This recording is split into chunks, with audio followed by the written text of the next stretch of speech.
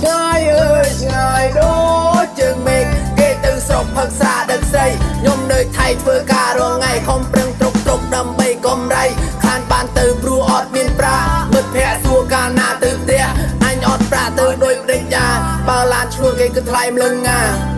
កុំសន្សំប្រាក់ទុកថាដល់ចូលឆ្នាំបានទៅលេងស្រុកដល់ចូលឆ្នាំខអត់បានទៅព្រោះប្រាក់សន្សំទុកយកចាយអស់រងទុំក៏វាមិនសល់រងចាយក៏វាមិនគ្រាន់ក្របពីគ្លៀនកោយើងកោថ្លៃក្រុមមិញឡើងថ្លៃជាងមាសទឹកដប់ឆ្ងាយអើ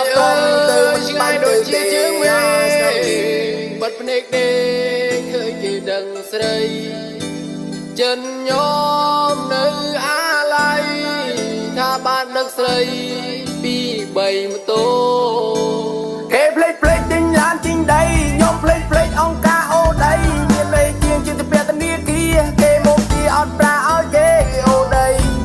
ជីវិតមួយនេះពិតជាងាយរញ៉ៃទំនិញក៏ថ្លៃកម្រៃក៏បា